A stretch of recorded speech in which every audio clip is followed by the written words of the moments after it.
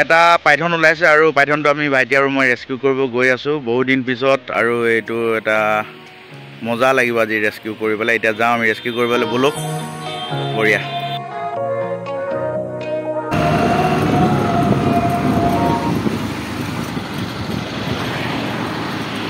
এইটো ৰাস্তাতে ওলাইছে সাপটো আৰু বহুত দিনৰ মই ভাবি আছিলোঁ যে এটা পাইথন ওলাব আৰু ঠাণ্ডা দিনত পাইথনে ওলায় বেছি মই পাইথনে পাইছোঁ আগতে ঠাণ্ডা দিনত সেই গতিকে এতিয়া আমি ৰেস্কিউ কৰিব গৈ আছোঁ ইয়াত ওলাইছে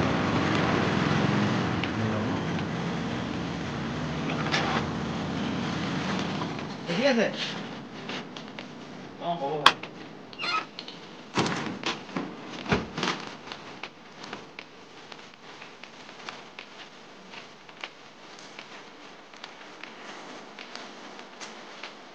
Well, no.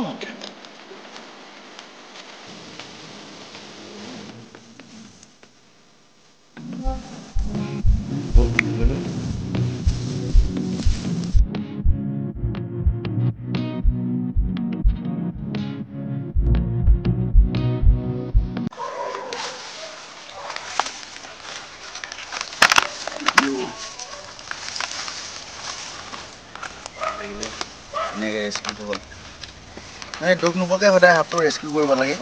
একো দুখ নাপায় নাই নাই নাই লগা নাই নাই বেছি ইয়াৰ 5 বছৰমান হ'ব 5 বছৰ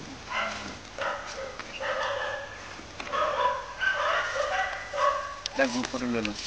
আমাৰ চেনেলটো ছাবস্ক্ৰাইব কৰি দিব ঠিক আছে মই তোমাৰতো পাওঁ মই মাজে মাজে হয় নি এবাৰ এই বালি কি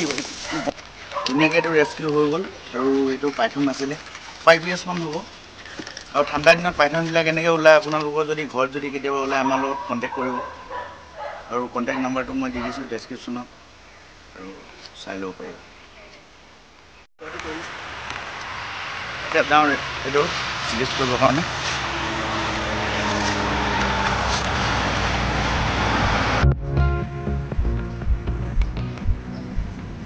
হাতী আহিছে ইয়ালৈকে হাতী আহিছে কিন্তু এইটো ফেঞ্চিংখিনিৰ কাৰণে প্ৰব্লেমটো হৈছে ইয়াত সেইকাৰণে আমি ফেঞ্চিং মাৰিলে গম পোৱা নাই এতিয়া আমি এইটো ৰিলিজ কৰিব আহিছোঁ ওচৰতে আমি ৰিলিজ কৰিছোঁ মানে ৰিজাৰ্ভ কৰিছোঁ ওচৰতে তো এয়া আমি ৰিলিজ কৰিছোঁ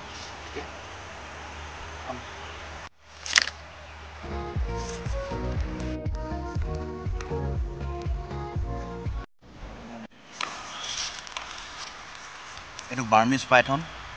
আৰু বিশেষকৈ এই পাইথনটো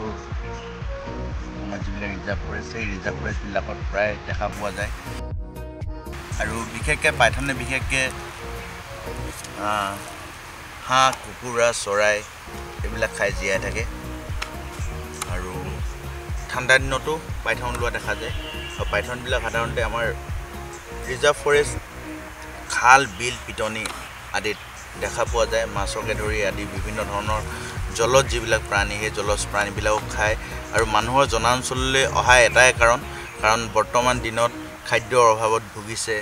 এই আমাৰ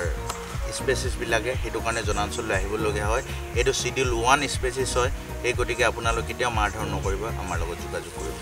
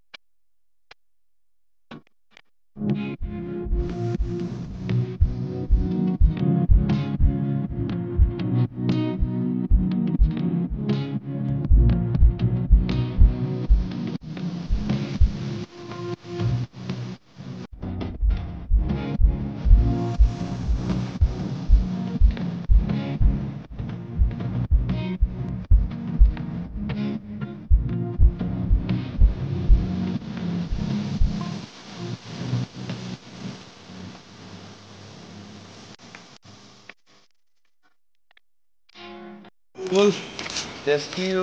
আৰু ৰিলিজ ধুনীয়াকৈ হৈ গ'ল বহুত ভাল লাগিলে চিৰিয়েল মজা মজা বহুত দিনত